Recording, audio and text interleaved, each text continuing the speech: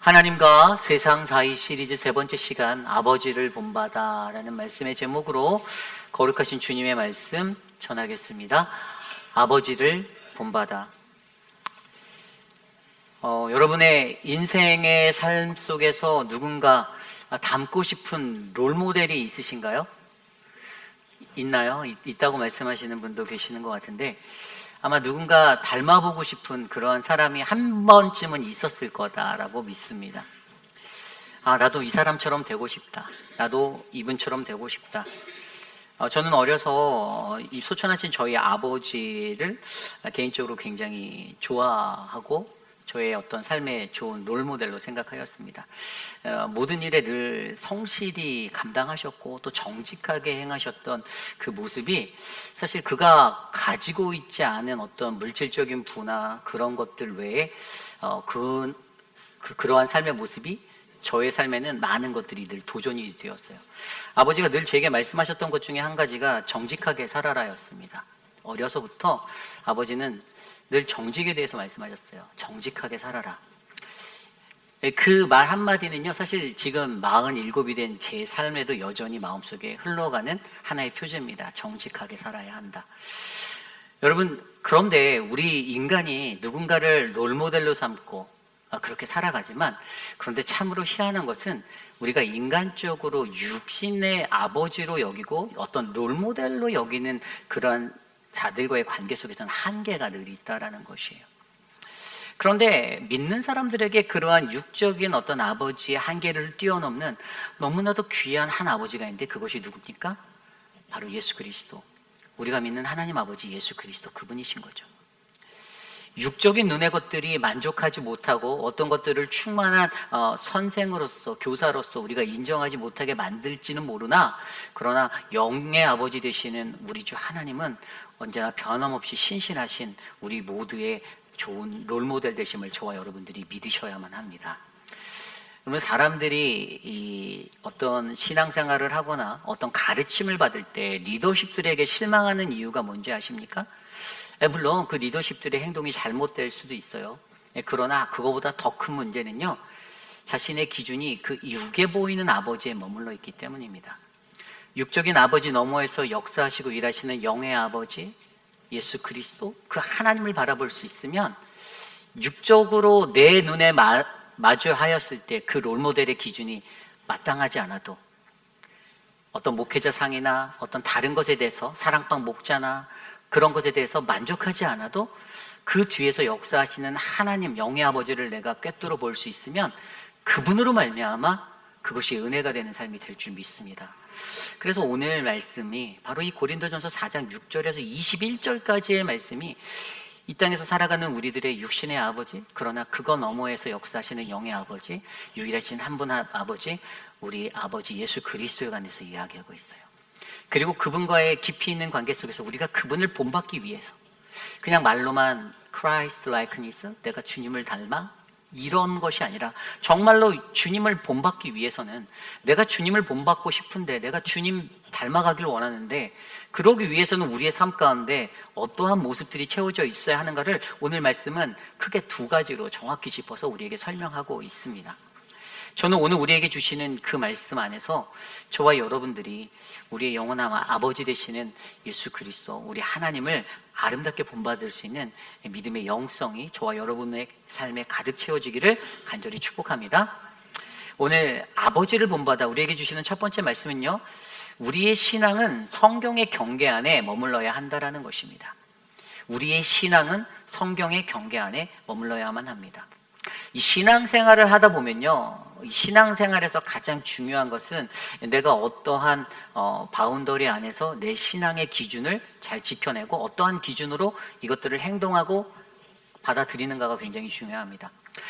이 신앙의 삶이 아닌 육신의 삶에도 그런 것들이 있잖아요. 어떤 삶의 행동을 하기 위해선 그 사람의 행동을 이끄는 어떤 기준들이 반드시 있습니다.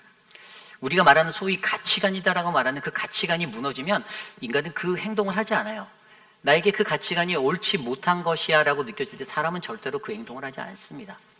그러나 믿음의 신앙인들에게도 동일하게 우리가 행동할 수 있는 신앙인 되기 위해선 그 사람에게 주어진 하나의 가치, 어떤 경계, 그 바운더리 영역이 있는데 그것이 무엇인가가 바로 오늘 사도 바울을 통해 고린도 교회에 전해지는 말씀이죠. 고린도 교회에는요, 문제가 있었습니다. 어떤 문제가 있었죠? 가장 먼저 우리가 들여봤던 문제는 분열의 문제였습니다. 인간의 지도자들에 따라서 그 지도자들 중심으로 모이는 그룹이 형성됐어요. 예를 들어서 서재원파, 이유리파, 김준혁파 이렇게 그냥 설명을 재밌게 하려고 바울파, 아볼로파, 게바파 막 이러면서 나눠졌어요. 그 지도자에 따라서 바뀌는 거예요. 이 지도자의 것들이 나와 어떤 의견이 일치하고 맞다라고 생각하니 같은 한 교회인데 이 그룹으로 지도자에 따라 그룹이 4개로 나눠져 있었어요. 분열이 일어나기 시작합니다. 파벌이 이루어졌어요. 그런데 사도 바울이 강조했던 것은 십자가의 도였어요. 십자가의 도를 너희가 알아야 한다. 너희가 십자가의 도를 이해해야 한다. 근데 십자가의 도가 예수 그리스도가 없으니 자꾸만 인간의 리더십에 몸을 맡기고 자기의 어떤 생각과 의견을 같이 더하여 그것에 팔을 쥐어서 당을 줘서 움직이기 시작했던 게 이 고린도 교회의 지대적인 문제점이었습니다. 결국에 이것에 대한 것들을 들여다보면 뭐가 보입니까? 거기에는요, 본받을 만한 어떤 영적인 롤모델이 없었다라는 거예요. 그런데 더 중요한 건 우리가 너무나도 잘 알잖아요. 문제의 핵심은 본받을 만한 자가 있는가 없는가인데 본받을 만한 자를 인간에서 찾으니 더 문제가 되는 거고, 우리의 영적인 아버지인 예수 그리스도를 바라보면 우리가 유일하게 본받을 수 있는 단 한 사람이 거기 계시는데 우리가 이걸 발견을 못하는 거예요. 그러니까 자꾸만 신앙생활 하다가 사람에 지치고, 목회자가 어떤 것들을 강하게 선포할 때 목사가 이렇게 말을 했어 라는 이상한 컴플레인이나 할 수 있는 그런 자리에 설 수 있는 위기. 왜 그럴까요? 내 눈이 예수 그리스도라는 나의 영적인 아버지를 보진 못하고 자꾸만 눈앞에 보이는 물리적인 사람에게만 집중하기 때문이다라는 것이죠. 그래서 보세요. 오늘 6절 말씀이 뭐라고 말합니까? 형제들아, 내가 너희를 위하여 이 일에 나와 아볼로를 들어서 본을 보였으니 라고 얘기해요. 여러분, 이 말이 사도 바울이 나와 아볼로처럼 너희가 살아줘, 너희 나를 본받아야 되라고 얘기하는 구절로 들리나요? 그렇지 않아요. 뒤에서도 얘기하겠지만 그에게 있는 핵심은 그는 예수 그리스도께 붙들린 사람이었습니다. 그가 예수님을 어떻게 섬기는지, 그가 예수님을 어떻게 따르는지, 그 길들을 내가 너희에게 수도 없이 롤모델로 신앙생활 하려면 이렇게 하는 거야 라고 본을 보여줬고 가르쳤음에도 불구하고 너희들은 여전히 어두워서 너희의 진정한 영적 아버지 그리스도를 바라보지 못하고 너희의 당을 짓고 너희의 팔을 쥐어서 서로 분열하고 대립하고 있구나. 그러면서 뭐라고 말합니까? 왜 이러한 일들이 일어날 수밖에 없는가? 그러면서 경고하는 말씀이 그 뒤에 본을 보였으니 이는 너희로 하여금 기록된 말씀 밖으로 넘어가지 말라 한 것을 우리에게 배워 서로 대적하여 교만한 마음을 가지지 말게 하려 함이라. 아멘. 그 원인을 딱 얘기해줘요. 꼭 집어서 말해줍니다. 너희들이 왜 분열하고 너희들이 왜 당을 지었나? 너희들이 왜 그렇게 335 자기들의 이권대로 그렇게 따로 다른 당을 한 공동체 교회 안에서 너희가 왜 만들었니? 그것에 대한 핵심은 너희들의 교만한 마음 때문에. 어떤 교만한 마음이었습니까? 왜 그들에게 그 교만한 마음이 생겼죠? 성경의 가르침과 하나님의 기준에 머물러야 한다라는 기록된 말씀 밖으로 넘어가지 말라. Not to go beyond what is written. 주님이 써주신, 이것을 정확히 보면 많은 신학자들은 이게 구약의 성경의 이야기라고 해요. 예를 들어 사도 바울이 썼던 고린도전서만 들여봐도요, 이게 다 사도 바울의 말인 것 같죠?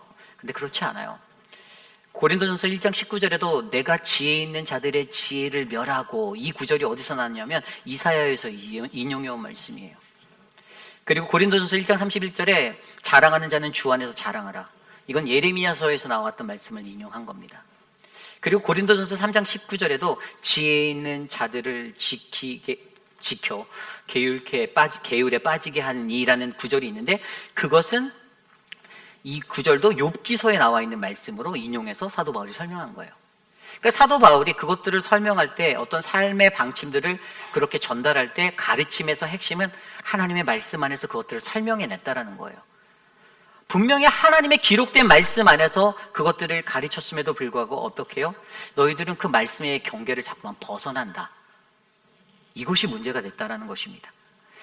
그러다 보니 성경이 기록한 범위들을 벗어나 어떻게 사람이 자기를 높여요.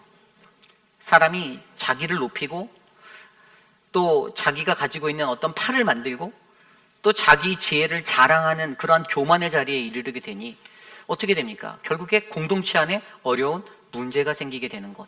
그래서 사도 바울이 권면하고 있는 한 가지는 너희가 성경의 경계 안에 항상 머물러야 한다. 하나님의 말씀 안에서 너희의 모든 기준을 정하고 기록된 말씀 밖으로 넘어가지 말아라. 여러분, 이것이 핵심이에요. 어떻게 하면 우리가 아버지를 본받을 수 있는가? 첫 번째 중요한 것은 내가 정말로 내가 믿는 예수 그리스도를 따라 살아가기 원하고 그를 본받기 원한다면 여러분, 저와 여러분들 우리들의 신앙은 그분의 말씀 안에, 그 경계 안에 머무셔야만 합니다. 하나님 말씀대로 사셔야 해요.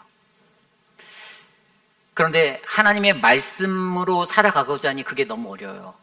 어떤 현상이 일어났죠? 서로 대적하여 라고 나와요. 서로 대적하게 만들었어요.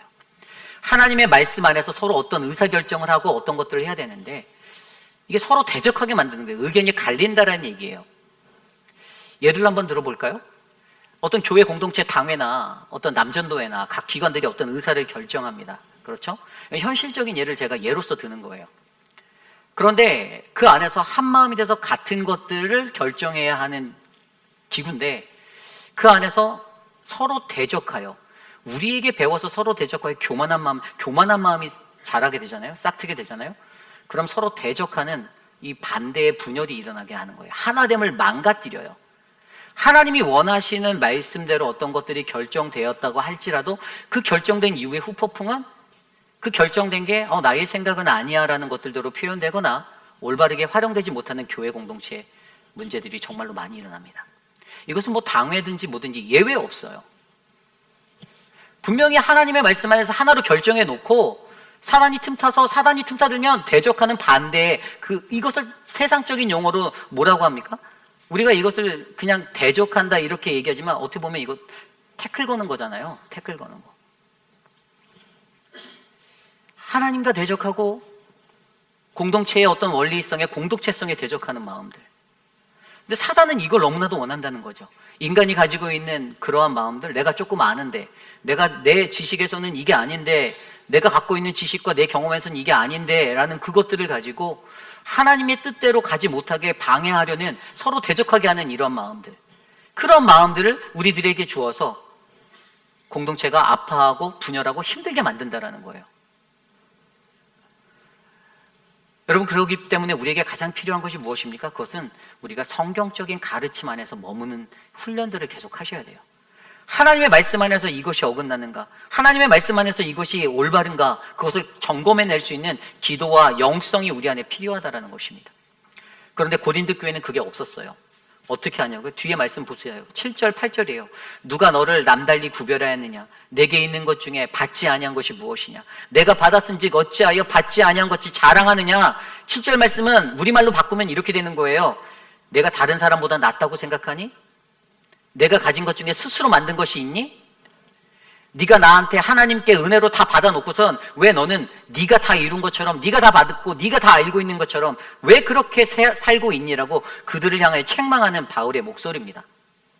8절 말씀해 보세요. 8절은 뭐라고 합니까? 너희가 이미 배부르며 이미 풍성하며 우리 없이도 왕이 되었도다. 우리가 너희와 함께 왕노릇하기 위하여 참으로 너희가 왕이 되기를 원하노라. 8절에도 바울이 반어법적인 어법을 사용해서 비교하며 비꼬는 말로 던지잖아요. 바울이 뭐라고 합니까? 너희는 이미 다 얻은 것처럼 왜 행동해? 너가 이미 부유해진 것 같고 너가 벌써 왕이 된 것처럼 그렇게 네가 굴고 있구나. 그렇게 살고 있네? 라고 꼬집어 얘기하고 있어요. 이게 고린도 교회의 문제였다라는 거예요.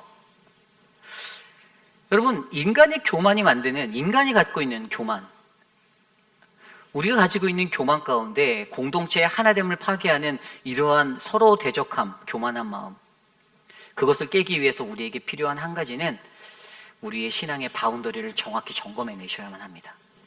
하나님의 말씀 안에서 내가 결정하고 하나님 말씀 안에서 내가 얼마나 기도하고 그렇게 결정되어진 것 안에는 하나님의 은혜로 함께하는 마음으로 힘을 실어주는 게 정답이지, 그렇게 결정된 것에 딴지를 걸거나 그렇게 하는 것은 절대로 성경적이지 못한 가르침이다라는 것을 하나님의 말씀이 선포하는 거예요. 여러분, 우리의 삶의 기준이 무엇입니까?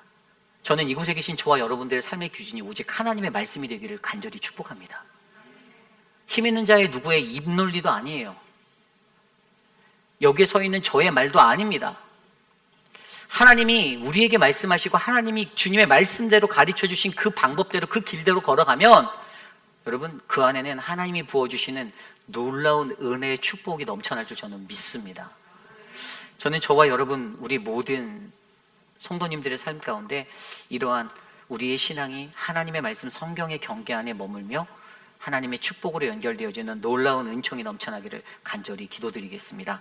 이것이 바로 아버지를 본받아 오늘 우리에게 주신 첫 번째 말씀, 우리의 신앙은 성경의 경계 안에 머물러야 합니다입니다.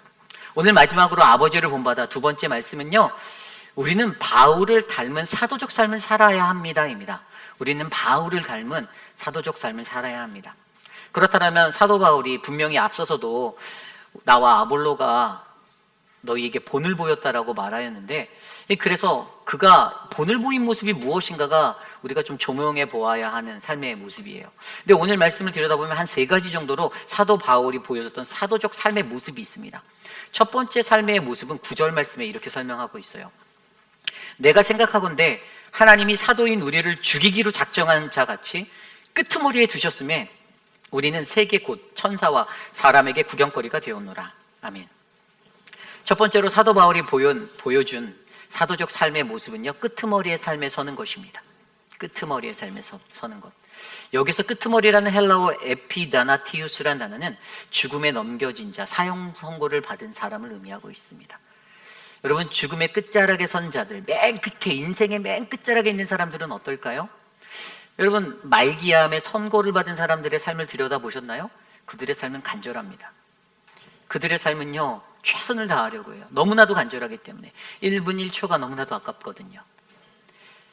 여러분, 인생의 끝자락에 놓여져 있는 이 에피다나티우스라는 이 끝자락의 삶을 살아갈 수 있는 사람은요, 여러분, 무언가 최선과 간절함이 넘치는 그런 충만한 인생임을 기억하셔야만 합니다. 사도 바울이 그걸 설명하는 거예요. 너희가 아버지를 본받는 삶이 되기 위해선 너희 아버지를 본받는 인생은 사도적 삶을 사는 것인데, 그 첫 번째 의미는 끄트머리의 삶에 선 자가 되어야 한다는 것입니다. 앞자리가 아닙니다. 앞으로의 앞자리의 인생이 아니라 끝자락의 인생에 선 자처럼. 여러분, 성경이 말해주고 있는 끝자락은 어디죠? 십자가예요. 성경에서 보여준 인생의 끝자락은 십자가였습니다. 예수님의 삶의 가장 최정점, 클라이막스라고 불리는 그 끝자락은 바로 십자가셨어요. 낮아지는 자리, 헌신의 자리, 희생하는 자리, 생명을 내어준 그 자리, 그때 구원이 우리에게 임하게 되었습니다. 이것이 사도적인 삶의 모습이라는 거예요. 사도 바울도 그러한 마음으로 끝자락에 서서 간절한 마음으로 복음을 전했습니다. 사람들이 믿어주지 않아도, 사람들이 돌을 던져도, 그래도 그 끝자락의 인생으로 어떻게 해요? 이제 내게 주어진 시간이 얼마 없다. 내게 주어진 이 삶의 모든 것을 쏟아보아 내가 복음을 전해야 한다라는 그 마음으로 임했다라는 것이죠. 여러분, 저는요, 저와 여러분들, 우리들의 삶 가운데도 이 끄트머리의 삶에서는 은혜가 넘치기를 기도합니다.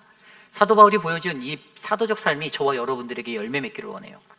두 번째로 사도 바울이 보여준 사도적 삶의 모습은요, 능력의 주 그리스도만을 전했다라는 것입니다. 능력의 주 그리스도만을 전했다. 여러분, 여기에서 이 나를 본받아라는 아까 그 말씀 기억나시죠? 여기서 너희가 나를 본을 보였으니. 그런데 오늘 말씀도 들여다보면 오늘 말씀 17절에도 이렇게 나와요. 이로써 말미암아 내가 주 안에서 내 사랑하고 신실한 아들 디모데를 너희에게 보내었으니 그가 너희로 하여금 그리스도 안에서 나의 행사 곧 내가 각 교회에서 가르치는 것을 생각나게 하리라. 아멘. 디모데를 보내는데 왜 그들에게 디모데를 보냈는가를 고민하게 만들죠. 그런데 그가 이 말을 하기 전에 가장 먼저 했던 것이 너희가 나를 본받아라고 얘기해요. 너희가 나를 본받아. 너희는 나를 본받는 자가 되라. 너희는 나를 본받는 자가 되라.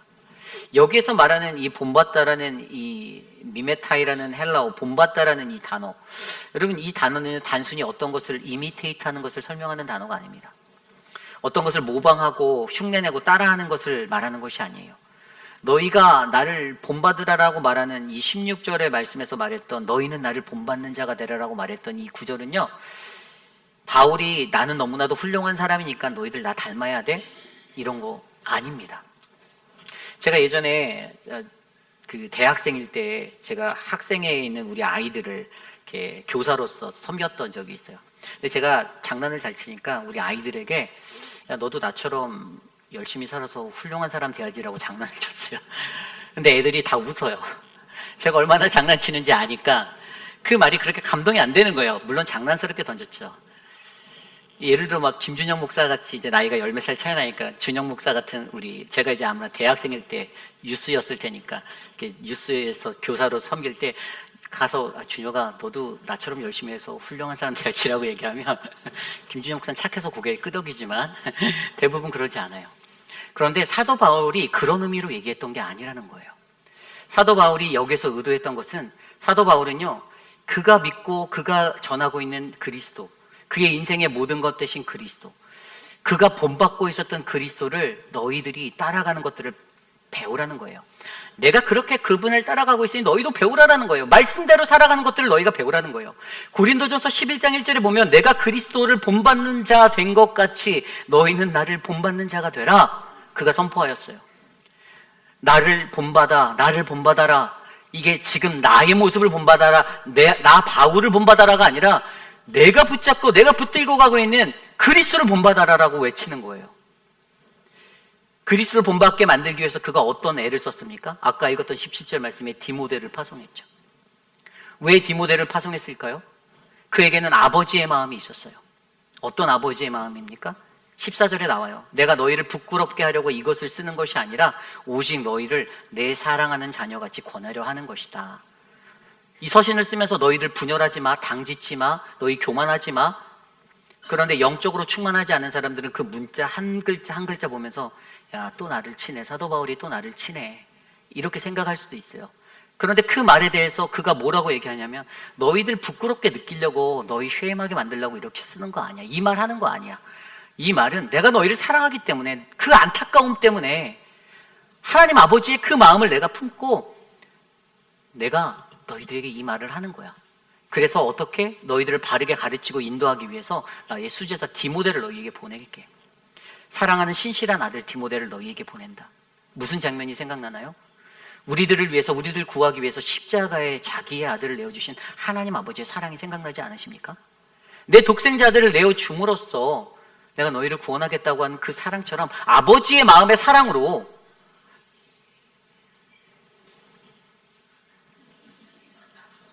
훌륭하죠. 쉬리 기능이 가끔씩 저렇게 작동이 돼요. 아니, 뭐 그렇게 믿습니다. 그런데 정말로 중요한 것은 사랑하는 아버지의 마음이, 그 안타까움에 너희들에게 바르게 가르칠 수 있는 최고의 제자를 내가 너희에게 보내줄 테니 내가 너희에게 그동안 가르쳤던 것, 그를 통하여 다시 기억나게 하겠다. 나의 행사, 곧 내가 각처 교회에서 가르치는 것을 다시 생각나게 해서 그래, 하나님의 말씀으로 돌아가야지. 주님의 말씀이 삶의 기준이지, 이것들을 깨닫게 하겠다라고 말하는 거예요. 현실적인 원리로 적용해보면 이겁니다. 여러분들, 우리들이 신앙생활할 때 여러분들에게 주님이 저를, 우리의 목회자들을 여러분께 보내주셨습니다. 믿으십니까? 그냥 온 게 아닙니다. 하나님이 보내셨어요. 왜죠? 여러분들에게 올바른 가르침을 깨닫게 하기 위해서. 너무나도 깨닫는 것이 어려워서, 너무나도 잘 안 깨달아서 맨날 자기의 이상한 개똥철학으로 자신의 삶을 끌고 가는 그 인생들 앞에 하나님의 말씀의 가르침이 이러이러하니 우리가 이렇게 살아야 한다라는 그것들을 바르게 가르쳐주기 위해서 말하는 거예요. 그런데 대부분 10중 8구 90%는 그 말 속에서 자기 감정이 상하는 게 일수예요. 사람의 말로 들리기 때문에. 아까 설명드린 대로 여기 서 있는 목회자라는 그 육체적인 한 사람을 보지 말고 그 너머에서 말씀하시는 하나님을, 영의 아버지를 보면 이 말씀이 내 생명을 살리려고 주님이 외치는 정말 부르짖는 목소리구나, 그분의 절규구나라고 느껴지면 되는데, 이 아둔한 인간이 거기까지 안 되니 어떻게 됩니까? 깊이 있는 영성에 가지도 못하니 자꾸만 육체적인 겉으로만 맴도는 거예요. 그게 말씀에 상처받았다고 하는 많은 사람들의 큰 특징입니다. 그러나 오늘 그는요, 예수 그리스도를 본받으라고 말하는 거예요. 나를 본받으라는 말에 담긴 예수 그리스도를, 능력의 주 그분을 전하며 내가 너희가 그분을 믿을 수 있도록 나의 최고의 가르치는 사람을 너희의 사도로 보내주고 너희의 리더로 보내주고 너희를 견인할 테니 그에게 순종하고 그 말씀의 깨달음을 너희가 가져라라고 설명하고 있는 것입니다. 여러분, 그렇습니다. 우리가 아버지를 본받기 위해서 사도 바울이 보여준 이 사도적인, 바울을 닮은 사도적인 삶의 두 번째 모습은 우리의 인생 또한 동일하게 능력의 주 예수 그리스도를 전할 수 있는 그것에 우리의 모든 삶을 거셔야만 합니다.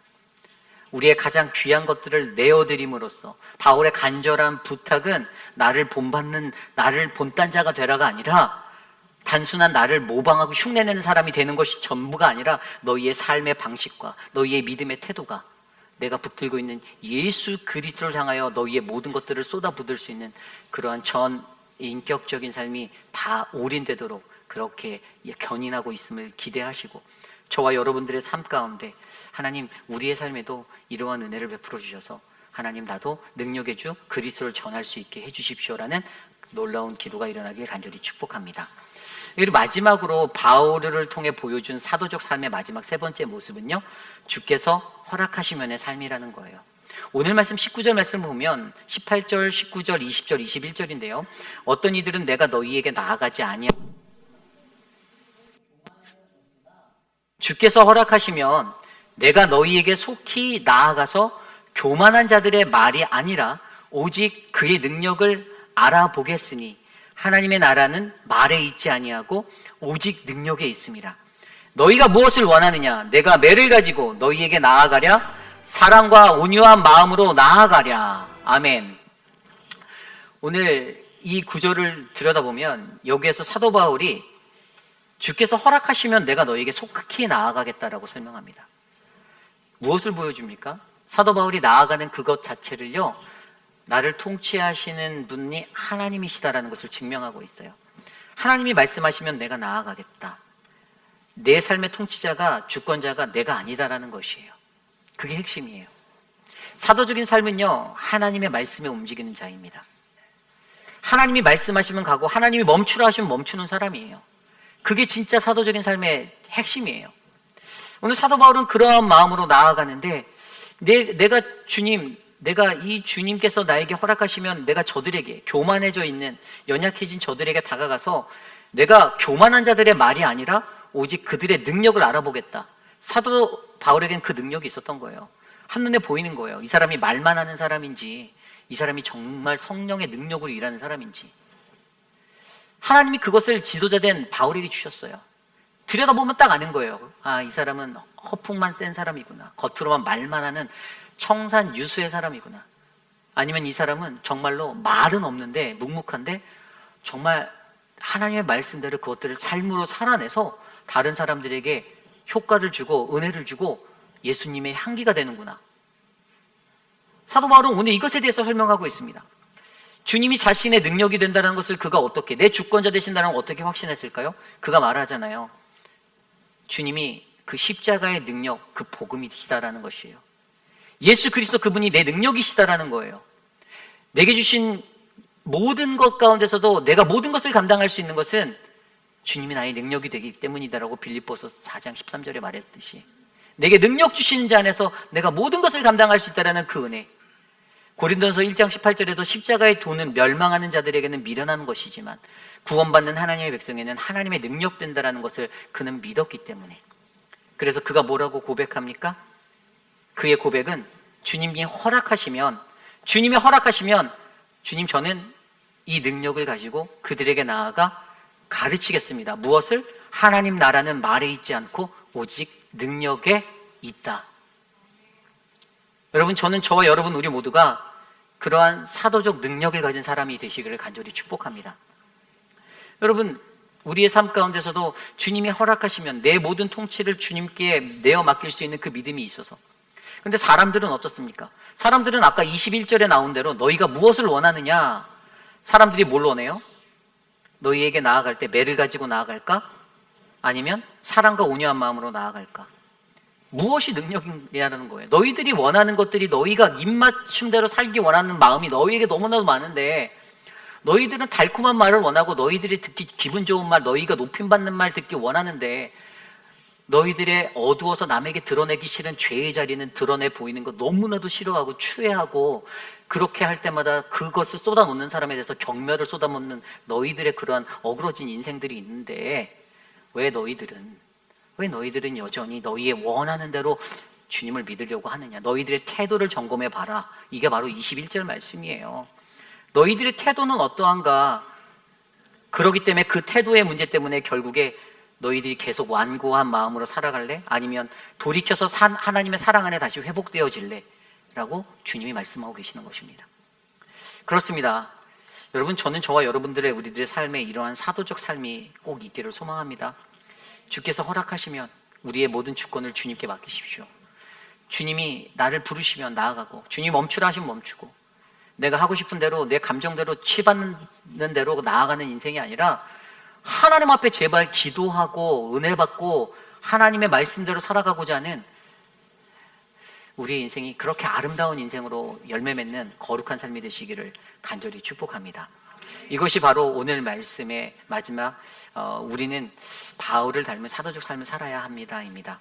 저는 오늘 이 말씀처럼 저와 여러분들의 삶 가운데서도 바울이 몸소 보여주신 끄트머리의 삶에 서는 것, 그리고 능력의 주 그리스도를 전하는 자, 그리고 주께서 허락하시면의 그 아름다운 신앙으로 우리의 삶이 예수 그리스도의 아름다운 사명을 닮아 나아가는 사도적 삶을 살아내시기를 간절히 축복합니다.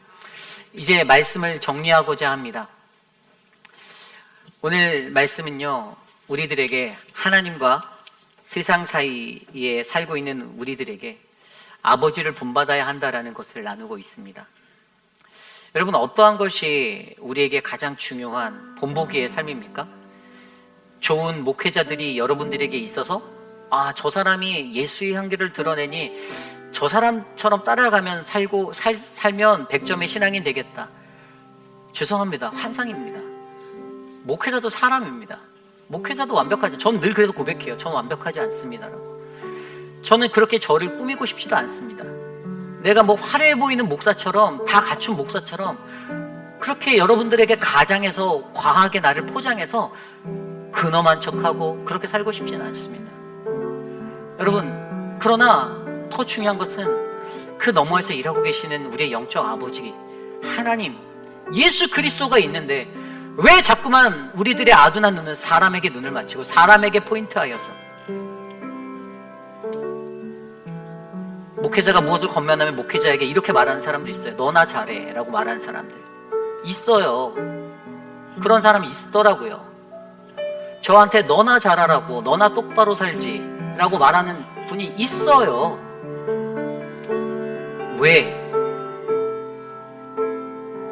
왜 하나님이 안 보이십니까? 왜 여태까지 부르짖으며 수많은 목회자들을 보내셔서 수많은 사도들을 보내서 우리의 삶을 바꾸기 원하고 우리의 삶을 깨우치게 하려는 그 하나님의 음성의 메신저 예수 그리스도가 왜 보이지 않습니까? 영적인 아버지가 우리들에게 있는데 간절한 마음으로, 찢어지는 마음으로 우리들의 그 어그러진 인생 가운데 제발 내게로 돌아오라라고, 제발 그 죄의 자리를 벗어나라라고 외치는 그 음성이 있음에도 불구하고 공동체를 어지럽히고 하나됨을 망가뜨리고 분열을 일으키려 하는 그러한 사단의 놀이개가 되는 왜 그러한 현장에 바로 여러분들이 주역이 되고 계십니까?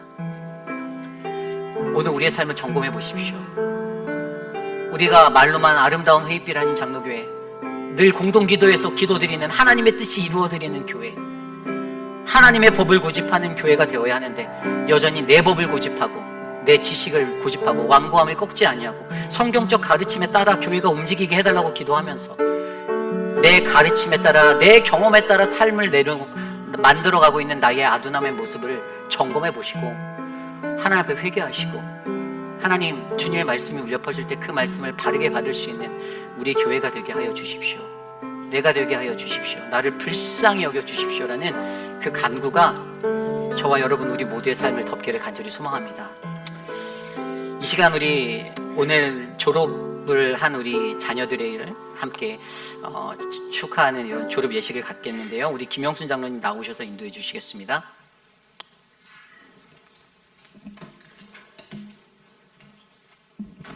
지금부터 2026년도 페이빌 한인장로교회 졸업식을 시작하도록 하겠습니다. 지금까지 믿음 안에서 자라나게 하신 하나님의 은혜에 감사하며 앞으로 나아갈 모든 길 위에도 주님의 축복이 가득하기를 기원합니다. 먼저 오늘 졸업하는 자랑스러운 졸업생들을 제가 호명할 때 우리 큰 격려의 박수를 보내주시기를 바랍니다. 유치부를 졸업하는 레아 산체스, 조이 킴,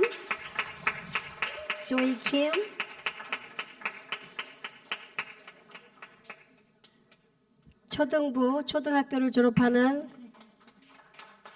서은재, 아리아 블루, 중등부를 졸업하는 벨라 크레스타. 자, 12년의 과정을 잘 마치고 드디어 더 높은 세계로 향하는, 더 높고 넓은 세계를 향하는 고등학교 졸업 은빈 그레이스.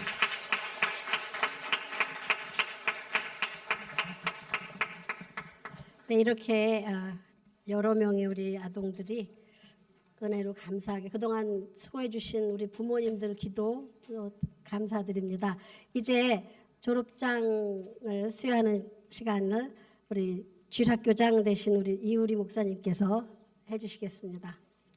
유치부의 레아 B. 센체스 졸업장. 이 학생은 페이빌 한인장로교회 키즈 처치 유치부 전 과정을 성실하게 마쳤기에 이 졸업장을 수여합니다. 페이빌 한인장로교회 주일학교장 이우리 목사 2026년 6월 7일.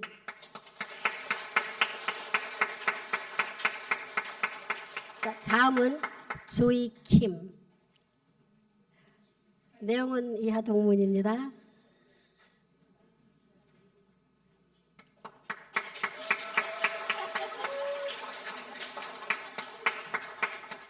자, 다음은 중등부로 올라가는 서은재. 졸업장은 같습니다.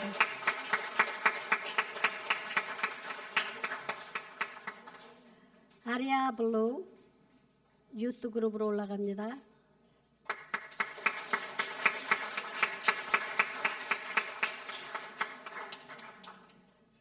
고등학교 학생 벨라 크레스타.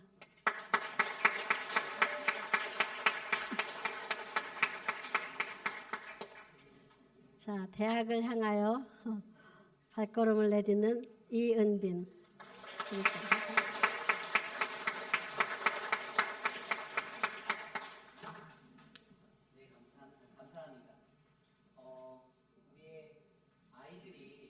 교회에서 함께 신앙생활하고 이렇게 자랐는데요. 특별히 우리 은빈이도 또 이제 대학에 입학했는데 참 귀하게 또 좋은 대학에 잘 입학할 수 있겠죠. 어디 가는지 궁금하시죠? 하버드 가진 않았고요. 하버드 가려고 했는데 너무 멀어갖고 네, 저희 유나이티드 스테이트 어디 갔죠? 유니버시티 오브 UNC 맞죠? NC 스테이트 NC 스테이트 갔어요. 정말 박수 한번 쳐주세요. 열심히 신앙생활하고 또 하나님이 그것에 맞게 또 기회를 주셔서 공부의 지혜도 주셔서 이렇게 자신의 길들을 개척해 나가니 참 보람되는 것 같습니다. 우리 아이들이 하나님의 은혜로 잘 컸으면 좋겠고요. 세상에 나가서도 어느 곳에 가든지 이제 앞으로의 인생이 또 은빈이 같은 경우는 대학 졸업하면 사회생활 해야 되는데 정말 하나님의 보호하심이 넘치는 그러한 아름다운 일꾼이 되었으면 좋겠습니다. 이 시간에 좀 우리가 같이 기도했으면 좋겠는데요. 우리가 찬양을 먼저 하나 하고 기도할 텐데 기도할 때에는 우리 장로님들 다 나오셔야 돼요. 신무 장로님들 또 우리 은퇴하신 휴무 장로님들 다 나와주시고 또 김현경 목사님도 나와주시고 우리가 같이 좀 이따가 축복기도 할 거니까요. 먼저 때로는 너희 앞에로 우리 아이들 두 팔 벌려 좀 환영해 주시고 꽃다발 준비하신 분들 갖고 나와주시고 나눠주시고요. 선물 나눠주시고 함께 하도록 하겠습니다. 찬양하며 선물 주시면 됩니다. 네, 선물 가지신 분들 나와주세요. 꽃다발 주셔도 됩니다. 황인수 집사님. 때로는 너의 앞에 어려움과 아픔이지만 담대하게 주를 바라보는 너의 영혼, 너의 영혼 주를 볼 때 얼마나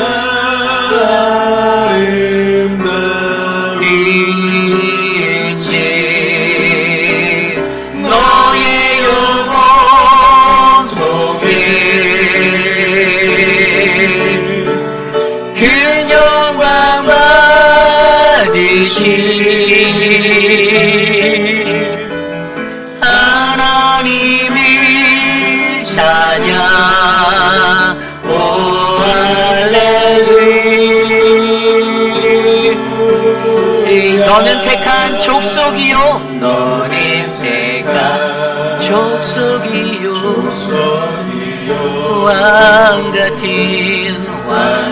왕같은 제사장이 거룩한 나라 하나님의 소유된 각 나라 하나님의 소유된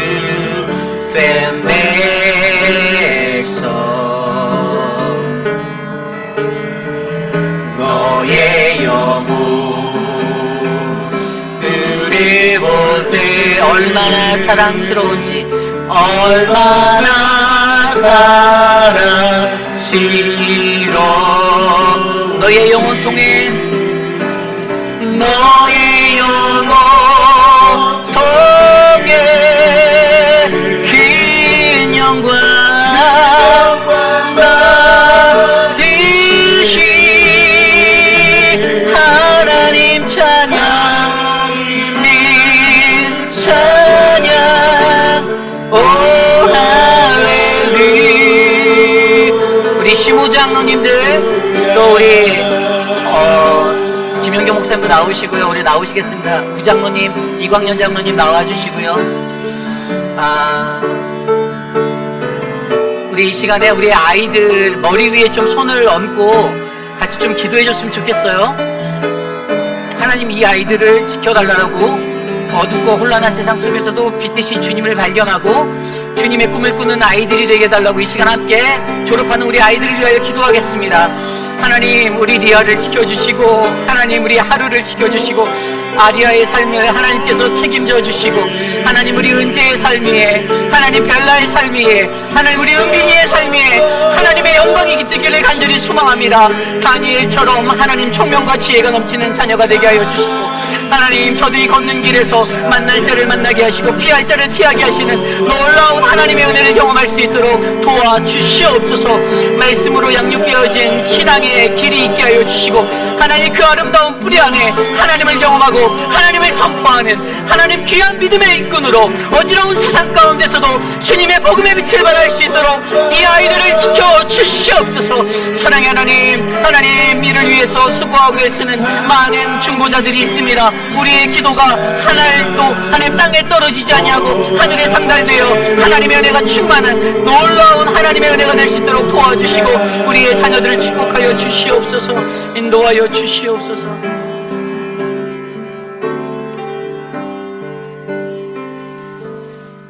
참으로 존귀하신 하나님 아버지 주님의 은혜에 감사합니다. 하나님 우리가 세상을 살아가며 하나님과 세상 사이에 거닐 때에도 하나님 우리들은 언제나 하나님의 말씀을 기준으로 한 거룩하고 복된 인생이 되기를 간절히 축복합니다. 하나님 우리들은 연약하여 때로는 넘어지고 때로는 실패하나 그러나 끝까지 우리를 인내함으로 기다리시는 그 하나님을 바라보며 나의 잘못된 나의 어긋난 삶의 자리를 하나님 앞에 내려놓고 주님의 능력과 주님의 권능을 바라며 살아갈 수 있는 우리 모두가 될 수 있도록 복을 내려 주시옵소서. 특별히 사랑하는 우리 졸업생들 한 사람 한 사람 하나님 우리의 자녀들이 이 어둡고 혼란한 시대 가운데 세상의 빛 대신 예수 그리스도를 따라 걸어갈 수 있는 믿음의 자녀가 되기를 간절히 축복합니다. 빛을 따라 빛의 자녀 되게 하시고 그 빛을 발하여 어두운 세상을 밝힐 수 있는, 그리하여 세상 위에서 하나님의 섭리를 드러낼 수 있는 다니엘과 같은 존재로 사용하여 주시옵소서. 사랑하는 주님, 우리의 교회 가운데 하나님, 특별히 하나님 육신의 연약함 가운데 고통받고 계신 많은 분들, 사랑하는 우리 장봉근 목사님을 지켜주시고 하나님 목사님의 삶 가운데 건강을 주시며 하나님의 은혜가 충만한 믿음의 삶이 하나님 목사님의 남은 여생 가운데 깃들도록 주님 복을 내려 주시옵소서. 사랑하는 선문자 성도님, 힘과 용기를 내어 주님 앞에 예배드리러 나올 때 성령의 기름 부으심으로 지켜주시고 하나님의 은혜로 회복할 수 있는 놀라운 은혜를 베풀어 주셔서 날마다 날마다 주님과 동행하는 아름다운 인생 되게 인도하여 주시옵소서. 오늘 사랑하는 애찬을 제공하는 강순복 집사님의 삶 위에 하나님, 귀한 하나님의 은혜가 깃들게 하여 주시고 하나님, 그 삶의 자락에서 사랑하는 아들을 위해 기도하는 어머니의 기도가 그 아들을 구원의 길로 이끄는 놀라운 축복이 되도록 역사하여 주시옵소서. 지금은 우리 구주 예수 그리스도의 무한하신 은혜와 그 크신 하나님의 사랑하심과 성령 하나님의 감화 감동 교통하심의 역사가 거룩한 하나님의 은혜 아래 놓여진 우리들에게 주님, 나를 도와 주시옵소서. 내가 하나님의 말씀의 기준으로 주님 말씀의 길을 걸어가기를 원하오니 주님, 내 삶의 불평과 원망과 나의 독단적인 모든 생각을 멈추고 오직 예수 그리스도만을 따라 살아갈 수 있는, 예수 그리스도를 닮아가는 아름다운 인생이 되겠습니다라고 다짐하는 사랑하는 우리 회입빛 아닌 장로교회 모든 성도들 머리머리 위에 이곳에 나와 주님께 예배한 거룩한 주의 백성들, 저들의 가정과 저들의 자녀와 삶의 터전 위에 지금으로부터 영원토록 함께 하시기를 간절히 축원하옵나이다. 아멘.